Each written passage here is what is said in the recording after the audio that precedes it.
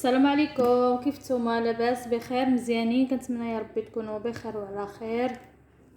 اليوم جيتكم واحد الوصفه غزاله وغتشكروني عليها ان شاء الله يا ربي. وهاد الوصفه بنات رائعه رائعه لتبييض الاسنان. بالمناسبه هاد الوصفه ديال فنانه ديالنا الكبيره سعيده شرف، وكنقول لها شكرا بزاف لهاد الوصفه لسعيده شرف اللي الصراحه جربتها عطاتني النتيجه غزاله. بنات كالحماق ما نقول لكمشي، انا من نهار اللي عدلاتها ديتها من عندها صراحه غزاله فنه. وانتم كتعرفوا يعني الناس ديال الصحراء كيكون عندهم صراحه هادشي ديال الوصفات مزيونين بزاف، حيت نتوما كتعرفوا تما كاينين شي حوايج اللي ديال الصحراء اللي مزيونين بزاف. ودابا البنات ندوزو، ما نطولش عليكم الفيديو، غادي ندوز نوريكم هاد الوصفه شنو فيها وخليكم معايا. بالنسبه لهاد الوصفه البنات عندي هنايا فيها عندي واحد النص ديال الحامضه الليمون، وعندي البنات معلقه صغيره ديال الخميره الحلوى بيكنج باودر، يعني معلقه صغيره. وعندي البنات هنايا واحد المعلقه حتى هي صغيره ديال الخميره ديال الخبز، غادي نوري لكم القياس شحال. حتى هي البنات معلقه صغيره، انا كنعبر بهذه المعلقه هذه، كنتمنى تكون كتبان لكم واضحه. معلقه حتى هي صغيره، غادي نخويها هنا في الطبسيل، نقرب لكم شويه اذا باش تشوفوا. معلقه ديال الخميره الخبز، يمكن لكم تعملوا حبيبات اولا المعجونه اللي بغيتو فحال فحال. وغادي نضيف عليها البنات، خاوت ليا بزاف، وغادي نضيف عليها معلقه ديال الخميره الحلوى بيكنج باودر.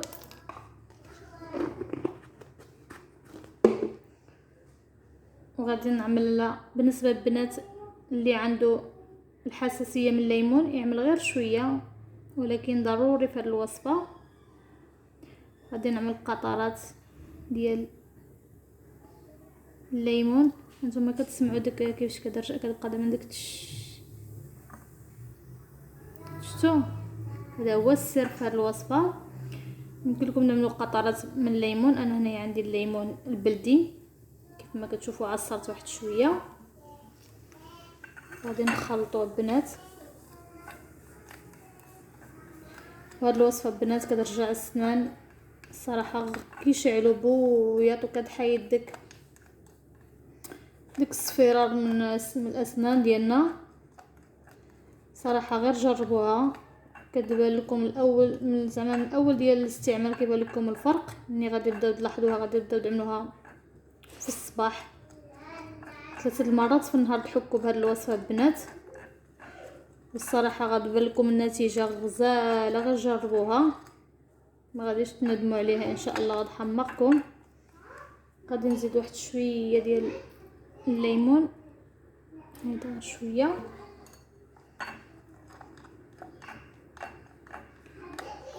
كتحيد البنات داك الكركر اللي كيكون في السنان. الصراحه حتى هي كتحيدو، ما كتخليهش نهائيا كيبدا يتهرس. كل ما استعملتوا الوصفه كل ما كيبدا يتحيد ديك الكركر من السنان. وكنتمنى تجربوها وتخليو لي تكتبوا لي في التعاليق بان راه جربتوها ونجحت معكم.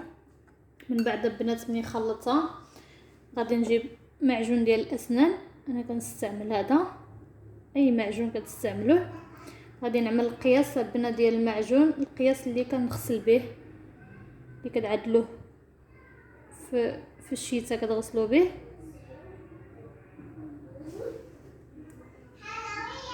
صافي،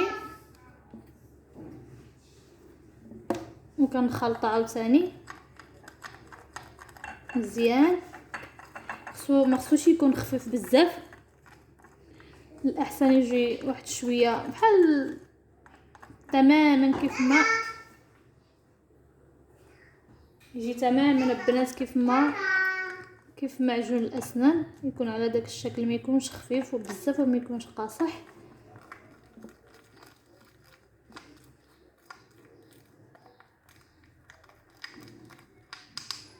هانتوما كتشوفوا كيفاش جا.